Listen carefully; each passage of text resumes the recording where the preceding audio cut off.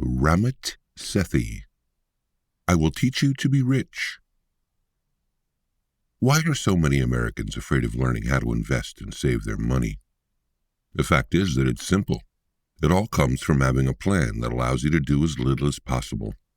That means understanding how credit cards and retirement funds work, automating your money, and focusing on patient and smart investments.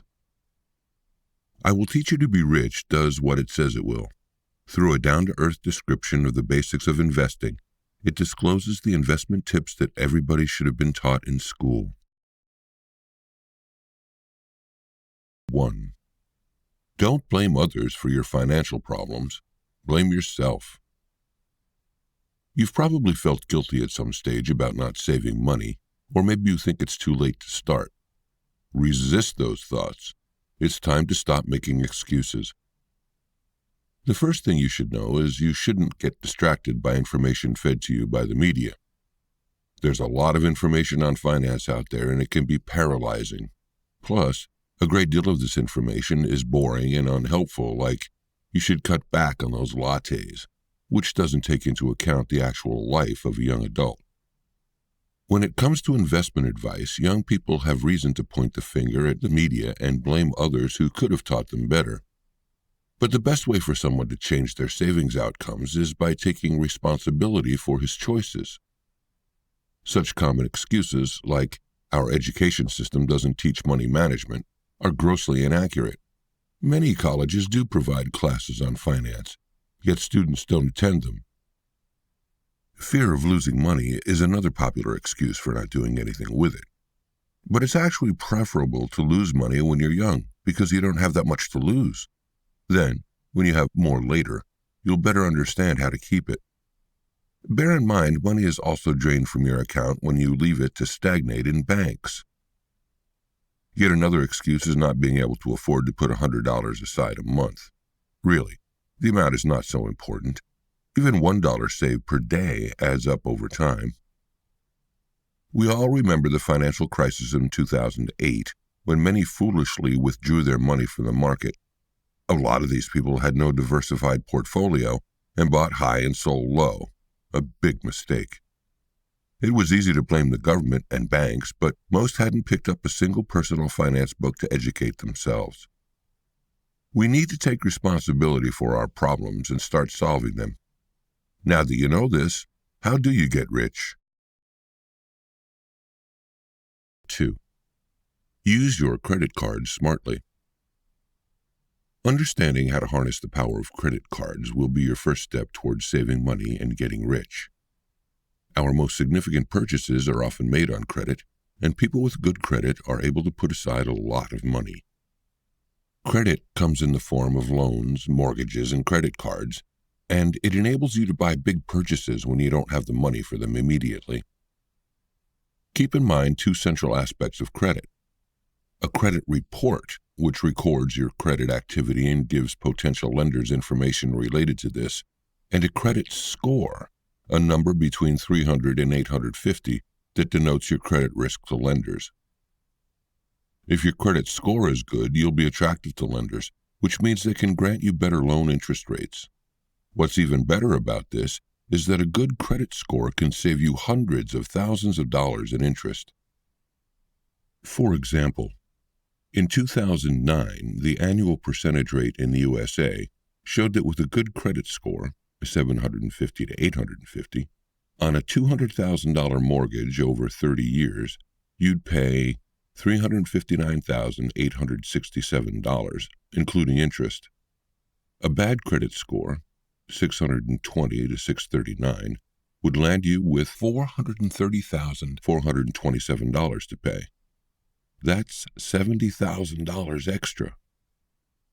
The most important credit vehicle is credit cards. Here's a couple of smart tips for successful credit handling. Kill your debt. Reduce spending and pay it off. Punctual debt payments account for 35% of your credit score, so arranging automatic credit card payments will ensure you never skip a payment. Next, it's worth contacting your credit card company and requesting they waive your annual fees and service charges and reduce your annual percentage rate. Surprisingly, Many are willing to do so. Remember to seek out the best benefits you can from credit card companies. The author's credit card concierge even helped him to get tickets to the LA Philharmonic when there were apparently none left. 3. Choose the best bank and bank accounts with the highest interest. Zero fees and high interest rates are impossible, right? Actually, no. Online banks often provide the best interest rates. Their overhead costs are minimal, and they don't have to spend money on branches or marketing. Consequently, their customer service is better, and they can handle lower profit margins than traditional banks. They also offer interest rates 6 to 10 times higher than a conventional bank. Let's say you put away $25,000. This would give you $750 in 1 year at a 3% interest rate at an online bank. Contrast this with a regular bank at a rate of 0.5%, and you would get a meager $125. Now imagine you saved $50,000. You'd receive $1,500 at an online bank and a paltry $250 at a regular bank. Next, get the best bank accounts. The minimum should be 1 checking account and 1 savings account. You need checking accounts for frequent withdrawals and savings accounts for goals like vacations or special events. You have a few choices here. Have your checking and savings account at the same bank, the lazy option. Have your checking account at a local bank and a savings account at an online bank, the normal choice. Or numerous checking and savings accounts, the best choice for those who aren't scared of effort and want to optimize their accounts for different goals. Or you can keep 1.5 months of living expenses in your checking account and put everything else into your savings account. If having numerous accounts sounds like too much, then simply opt for a no-fees checking account at a local bank and a high-interest rate savings account at an online bank. 4. Open investment accounts, even if you only have $50 to start. Watching your pennies and putting a bit aside in your savings account is good, but will only get you so far. To really make your money work for you, you should invest. Opening a 401k retirement fund, which many companies in the USA offer employees, is a good place to start. To set this up, you simply need to authorize a portion of your paycheck to be automatically sent from your employer to your 401k. Then you can sit back and let your money grow. There are some great benefits to having a 401k, such as tax advantages because you're agreeing to invest long-term money from your employers if they agree to match your 401k contribution, and that's an investment requiring little effort. After your 401k, you should open a Roth IRA, which is another kind of retirement account. Whereas a 401k is sponsored by your employer, a Roth IRA is built using your own money. It is strongly advised that everyone should have both a 401k and a Roth IRA, because a Roth IRA, in contrast to a 401k, allows you to invest in whatever you want, such as individual stocks and index funds. Also, while a 401k uses pre-tax dollars and you get taxed when you withdraw money during your retirement, a Roth IRA uses after-tax dollars so you don't get taxed on your interest earned and when you withdraw funds at retirement. So how should you start your IRA? One student had difficulty saving $1,000 to open a Roth IRA account, so she opted for a management firm, T. Rowe Price, which offered an account with no minimum starting amount and chose to automatically contribute $50 per month. $50 per month was easier for her to commit to, and even that amount is a great start. 5. Figure out how much you're spending, then direct money where you want it to go. Remember the last time you felt guilty about buying something but bought it anyway? Next time you'll know better after you learn how to spend consciously. Conscious spending is about reducing the amount of money you spend on things that aren't so important to you and spending more on things that you really care about. All you need to do is adopt a conscious spending plan. Automatically save and invest a given amount per month and spend the rest on whatever you want, guilt-free. The percentage you spend on different things can be broken down into 60% on fixed costs, rent, utilities, debt, 10% on investments, a 401k, Roth IRA, 10% on savings, vacations, gifts, unexpected expenses, and 20% on guilt-free spending. Conscious spending means thinking about what's important to you. For example, the author's friend Jim moved to a smaller apartment after he got a raise. Why? His living space didn't matter much to him, but he loved going camping, so he put his money towards that. Next, learn to adjust your spending. You can try the envelope system, in which you decide how much you wish to spend on the 4 areas above and put that money in envelopes, so when they're empty, there's no more spending for that month. Envelopes may also be metaphoric.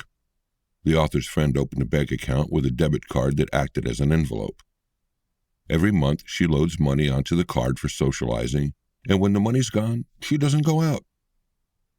Changing from one extreme behavior takes a while, so tweak your spending rather than, for example, saving $495 a week if you were previously spending $500 a week.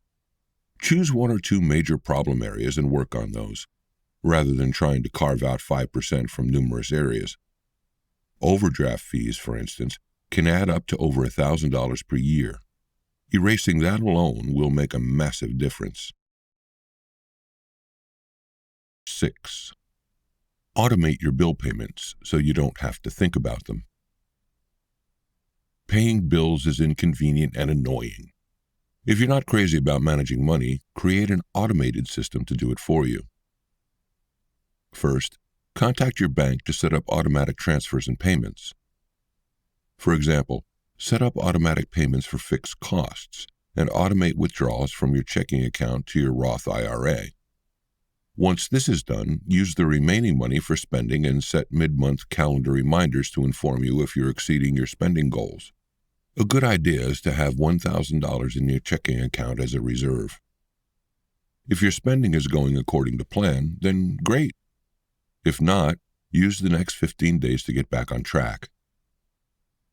Another excellent idea is to implement an automatic money flow by connecting all your accounts and creating automatic transfers. The transfers can be organized in the following way.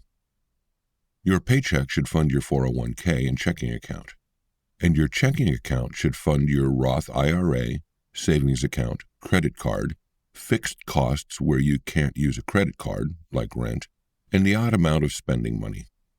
Your credit card should finance other fixed costs and guilt-free spending. But how exactly can you link all your accounts? Simply automate all transfers and payments. Say you get paid on the 1st of the month. On the 2nd, automatically send a portion of your paycheck to your 401k and all that's left over into your checking account. On the 5th, automatically transfer money to your savings account and your Roth IRA from your checking account. On the 7th, automatically pay off your bills and your credit card. 7. Ignore experts and invest the simple way. Experts are always going on about choosing stocks, but there's a much simpler way to invest. Don't believe the experts. Not one of them can consistently predict how funds or stocks will perform in the market over time. Much like Frederick Brochet's 2001 study, which found that wine experts weren't able to distinguish between wines, financial experts can't always be trusted. This is because they can't see the future. The reality is, no matter what they say, experts are frequently wrong. Daniel Solon, author of The Smartest Investment Book You'll Ever Read, described some research which revealed that 47 of 50 advisory firms persistently advised investors on shares in companies right up until the date they filed for bankruptcy. Therefore, bypass expertise and opt for the simplest path to investing.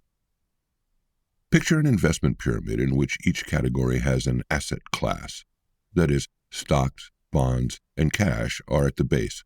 Index and mutual funds are in the middle, and life cycle funds are at the top.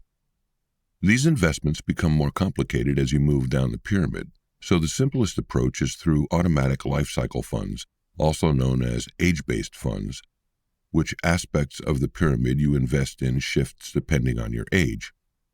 For instance, if you are a 25-year-old Vanguard Target Retirement 2050 offers 90% stocks and 10% bonds. But if you are 55, it offers only 63% stocks and 37% bonds. As you can see, in your 20s, more of your assets are in stocks. This is because you can afford to take the risk at this age. As you get older, the balance moves accordingly, and life cycle funds make things easier by automatically adjusting for you. The great thing about lifestyle funds is that you only have to own one fund. Then you simply need to decide where to apply the fund's investment, for example, to a 401k or a Roth IRA. The book's key point is that saving and investing money wisely needn't be confined to the experts, nor does it need to be a headache. Simplify your personal finance by setting up no-fee accounts, automating savings and bill payments, and investing a little. This will allow you to stop stressing about money and sit back and let your funds grow.